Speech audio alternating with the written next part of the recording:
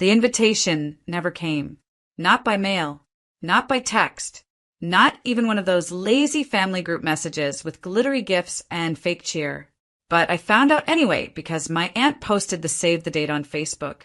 Can't wait to celebrate Evan and Kara. The big day's almost here. And just like that, I knew my brother was getting married. And I wasn't invited. I didn't react right away. I didn't scream or cry or call anyone to ask why. I just sat on the edge of my bed, holding my phone, reading every comment like it was some riddle I was supposed to solve. I waited 2 days before I asked. It was my mom who picked up. I kept it simple. I saw the post. Is it true? She didn't even hesitate. Yes, sweetie. It's a small wedding. Just the people who make the couple feel at peace.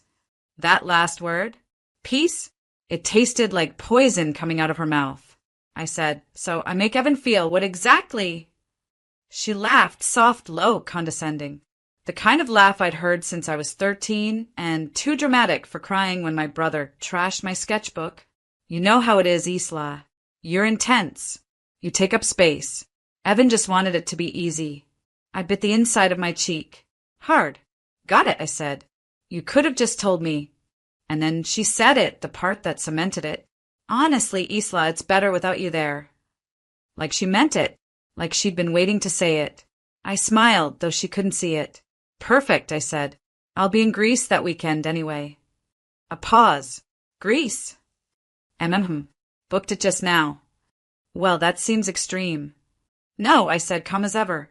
What's extreme is raising a daughter and then pretending she's not part of your family when the cameras come out.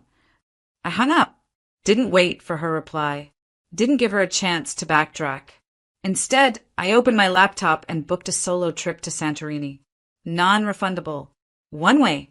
My name is Isla James. And from wherever you're watching this video, stay with me. Because the day they decided I didn't belong was the day I stopped asking for permission to be seen. It didn't start with the wedding. Being left out was just the final, polished version of something I'd lived with my whole life. I was always too much. Too loud when I was excited. Too sensitive when I cried. Too opinionated when I noticed what no one wanted to say out loud. And my brother? Evan was the golden one. The calm one. The center of the family. He could skip my birthday and still be praised for working hard. I'd forget to return a call and be guilt-tripped for a week. I showed up for him. Every time. When he broke his ankle during finals week. I cooked for him, tutored him, helped him pass his classes. When his last girlfriend cheated on him, I sat on the phone with him for 3 hours while he vented. When he lost his job, I helped edit his resume and referred him to my boss. But I was never the easy sibling. When I got promoted before him, it was don't rub it in. When I left an abusive relationship and went no contact for 6 months to rebuild my life, I was being dramatic. The worst part? I believed them. For years, I let myself believe that if I was just a little quieter, a little smaller, a little easier, they'd let me in fully. But every time I handed over a piece of myself, they asked for more. And when I finally stopped, when I started going to therapy, setting boundaries, saying, no, I won't cover for him this time, the cracks turned to walls. I wasn't family. I was friction. And friction doesn't make it onto the guest list. So no, the wedding wasn't the betrayal. The betrayal was the decades of rewrites. The years I was cast as the overreactor, the outsider, the difficult one, just because I dared to say, this hurts. And the wedding? That was just the moment they finally said it out loud. We like it better without you. Fine. I'd spent enough time trying to squeeze into a frame that never fit. I wasn't going to shrink myself one more time for the sake of a photo. Let them have their perfect little wedding. Let them keep their clean story. Because I wasn't going to be the background anymore. I was going to be in Greece, smiling in every picture. There was something liberating about packing a suitcase with no one else's expectations folded inside. No gifts to bring. No emotionally loaded dresses chosen for family harmony. No backup outfit in case someone made me feel like I didn't belong. Just me, a few sundresses, a camera, and silence. The flight to Greece wasn't spontaneous. It was intentional. I didn't want to sit home and sulk while they toasted to their picture-perfect life without me. I didn't want to scroll through filtered wedding stories, pretending I didn't care while my chest tightened. I wanted distance, real, physical distance. So I gave myself the gift they never could: escape without explanation. I booked a small, whitewashed villa in Santorini with a view that stretched so far it made the past feel tiny. The morning I left, my mother texted me, "We'll miss you this weekend. Hope you find what you're looking for." I stared at it for a while, not because I was touched, but because she genuinely didn't understand that what I was looking for was already gone. Respect, belonging, safety. They'd stripped those away one quiet insult at a time, long before they removed my name from the wedding guest list. So I didn't respond. Instead, I zipped up my suitcase, turned off my phone, and held a ride to the airport. On the plane, I watched the sunrise. Not through a screen, not for a post, just watched it. For the first time in years, I wasn't dreading my phone buzzing with another passive-aggressive message or being guilt-tripped into fixing something I didn't break. I landed in Greece with no one waiting for me, and I felt lighter than I had in years. I wandered the narrow, blue-trimmed streets, barefoot in places, letting the island hold me without asking me to be anything but myself. One afternoon, I bought myself a gold ring from a market vendor. Nothing fancy, just something beautiful and whole, like I was finally learning to be. I posted a photo that night, just my hand on a balcony railing, ring glinting in the sun, wine glass in the background, and one caption: "Turns out, peace looks better without permission." No names, no shade, just truth. Within minutes, the comments rolled in. Some from friends, some from family, and one from a name I hadn't seen in months: Cara, Evan's fiancé. "Wow, you look radiant. Hope you're doing well, Yellowheart." I didn't respond, but I smiled, because somewhere someone was realizing I wasn't sulking in a bedroom. I wasn't mourning an invitation that never came. I was living, and I wasn't going to ask them to notice anymore. I was just going to keep being impossible to ignore. Santorini didn't feel like revenge. It felt like reclamation. Every morning, I opened balcony doors and let the breeze rush in, warm, salty, gentle, the exact opposite of the house I grew up in. I didn't check the wedding countdown, didn't peek at guest lists. I wasn't avoiding it. I had simply outgrown it. Instead, I took photos. Not selfies. Photos of the sea spilling over white rooftops, of olive trees dancing in the wind, of myself occasionally smiling, yes, but not for anyone but me. I posted them quietly, without hashtags or attention-seeking captions. But people noticed anyway. The comments started light. "You look so peaceful. Living the dream. I thought you were going to Evan's wedding." That last one came from an old classmate, someone who didn't mean harm, just didn't know the script had changed. I didn't answer, but I could feel the questions multiplying back home, because while I was floating in the Aegean Sea, my absence was beginning to ripple across the picture-perfect wedding. I didn't plan it. I didn't need to.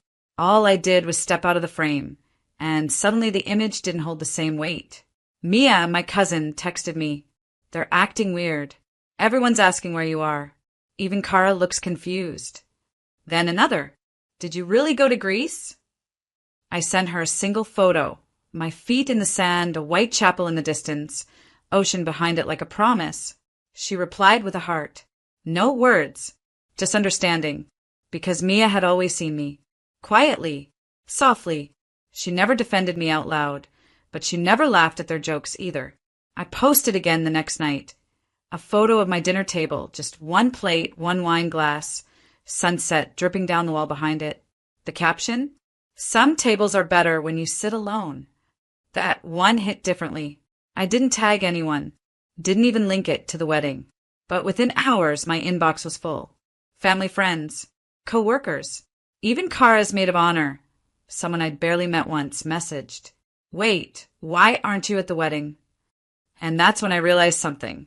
They hadn't told people. They'd cut me out quietly, without explanation, as if I was the problem and their perfect image would hold without me.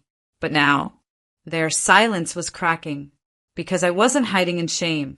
I was glowing in Greece, and every photo I posted, every quiet joy I shared, made their story harder to tell. They could paint me as dramatic until I looked peaceful. They could call me selfish until I looked free. They could say I wasn't missed until people started asking where I was. And just like that, the girl they tried to erase became the headline they couldn't control.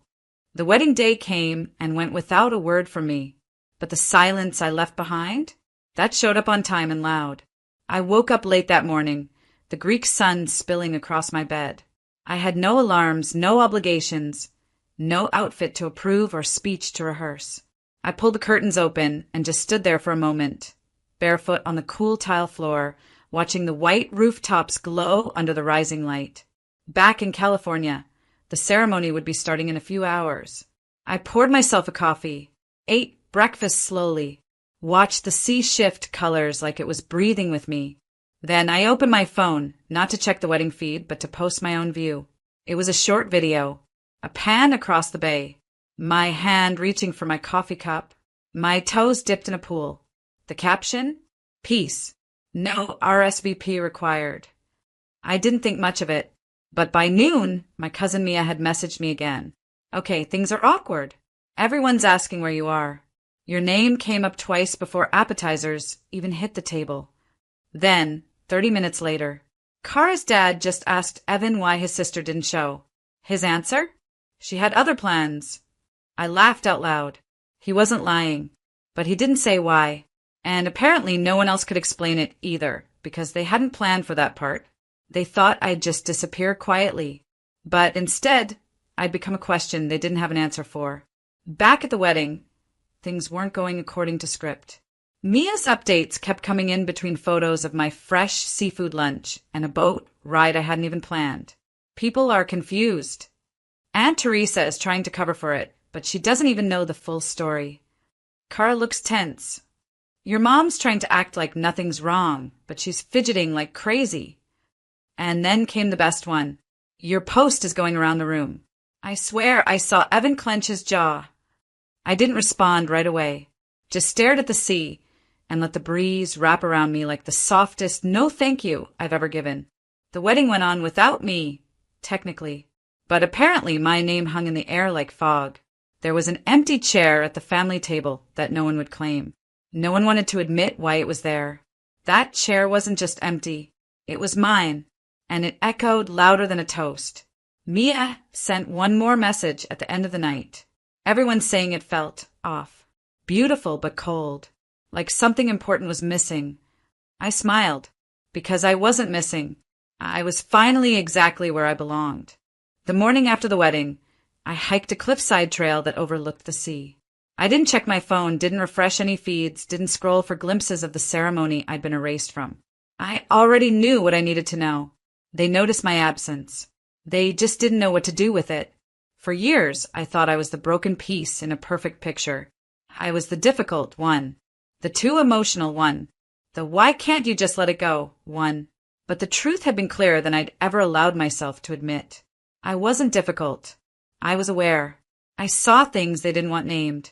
I called out behavior that was easier for them to pretend wasn't there. I remembered every time someone cried in silence and no one reached for them, and I dared to say, this isn't okay. They didn't exclude me from the wedding because I didn't belong. They excluded me because my presence disrupted the story they were trying to sell. A story where everything was fine, where our family was perfect, where no one had ever made anyone feel small, invisible, or replaceable. But you can't build a fantasy on top of someone who keeps telling the truth. That's why they needed me to shrink. That's why they wanted me quiet, malleable, grateful for scraps. I used to think they were uncomfortable with my feelings. Now I know they were uncomfortable with my clarity. And the moment I stopped asking to be included and started building a life outside of their script, that's when the whole thing started to collapse. Not because I attacked them, but because I took away the glue they never acknowledged. People like me, we hold families together in invisible ways. We smooth over arguments. We remember birthdays. We stay late to clean. We send the apology first, even when we're not wrong. And when we stop, the weight falls exactly where it always belonged. On them. That week in Greece, I wrote more than I had in years. In a small, leather-bound journal I bought from a street vendor in Fira, I wrote a letter to myself. You're not too much. You were just surrounded by people who wanted less of you than you deserved to give. And for the first time, I believed it. I believed I didn't need to be softer, quieter, smaller to earn space at the table. I just needed a new table. One where love wasn't conditional, where inclusion wasn't a prize, where silence wasn't required in exchange for belonging. I spent my final night in Greece watching the sun melt into the sea. No one called. No one apologized. And I didn't need them to, because I had finally given myself what they never could. Peace. The photos hit social media 3 days after the wedding. I didn't go looking for them. They just appeared, tagged by mutual friends, liked by distant relatives, framed in white filters and fake gold sparkle. Evan and Cara looked beautiful, perfectly posed, matching smiles, hands gently folded over each other like they'd never known conflict, never known anything but sunshine and yes. But their eyes told a different story, at least to me, because I know Evan. I know the way his jaw sets when he's nervous, the forced smile that only stretches the top half of his face, the way he pulls slightly away from people when he feels like something is missing. In every photo, he looked like he was holding something in, or maybe trying to hold something together. It wasn't me who said it first. It was Mia. She texted late that night, no greeting, just the words. You were the glue, you know. I stared at it for a moment, then responded, I know that now. She sent another. It felt hollow. Pretty but hollow. That line stuck with me, because for all their effort, the catering, the florals, the $10,000 photographer, what they couldn't buy was energy, connection, the warmth that fills a room when everyone there actually wants to be. From what Mia told me, the day went off without a hitch, technically, but guests whispered. Aunt Teresa asked 3 people if I was running late. Cara's cousin pulled her aside and asked, wait, didn't Evan's sister help plan their engagement party? Why isn't she here? Apparently, my name came up more than the groom's father's speech. And no one had a clean answer. They tried. I'm sure of it. They probably blamed my mood swings, my sensitivity, maybe even hinted I was traveling. But no one bought it, because when people are used to you being everywhere, planning, pouring, holding space, your absence isn't invisible. It's glaring. And I didn't need to rub it in. I didn't need to post one last photo or send one last quote or throw back a clever jab. I had already said everything I needed to say by leaving. They were expecting rage. Instead, I gave them peace. And that peace made more noise than anything I could have screamed. That week, I printed one photo for my trip. It wasn't the flashiest one. Not the yacht, not the ruins, not the panoramic cliffside sunset. It was a simple shot.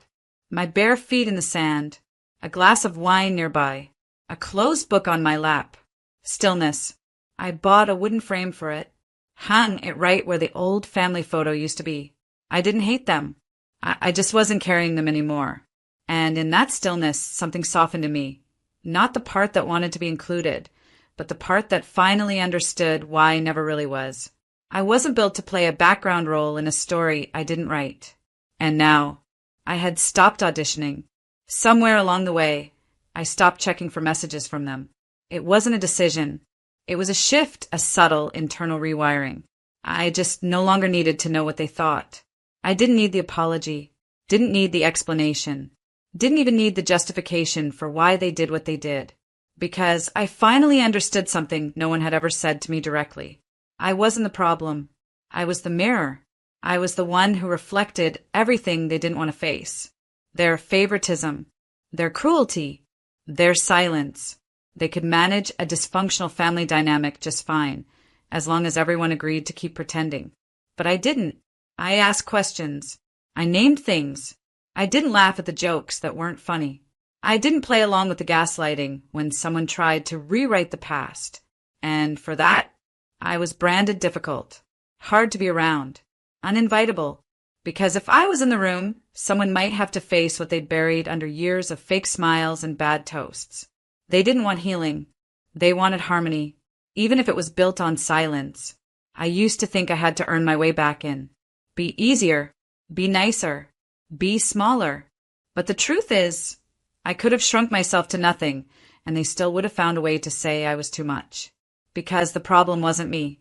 It was that I saw them clearly and didn't flinch. And once you stop flinching, you stop fitting. So I made a life that doesn't require me to. A few months after the wedding, I hosted a dinner at my apartment. Not a party, just a gathering. 6 people. Mia came, of course. So did Jules, my old roommate, and Danny from work, who brings joy with her wherever she goes. A couple I met at the wine shop arrived late with homemade bread and 2 extra chairs. We sat around my small table and passed food like it was ceremony. There were no speeches, no performances, just laughter. Real, loose laughter, the kind that rises from the chest and doesn't care who's watching. At one point, Mia leaned over and said, this is what family feels like. And I nodded, because she was right. Family isn't who claims you when you're useful. It's who holds space for you even when you have nothing to offer but your full, imperfect self. I still think about that wedding sometimes. Not with sadness, not even anger, just awareness. They'll tell their version of it forever. How I chose to miss it, how I distanced myself, how I overreacted. That's fine. Let them have their story. Because I have mine. And mine is quieter but truer. Mine is about walking away from a table that only served guilt. Mine is about sitting alone in Greece and realizing I was never hard to love. I was just surrounded by people who didn't know how. Mine is about becoming a woman who no longer needs to be seen by the wrong people because she's finally seen by herself. So no, I wasn't the problem. I was the reminder of what they did, of what they ignored, of what they lost when they pushed me away.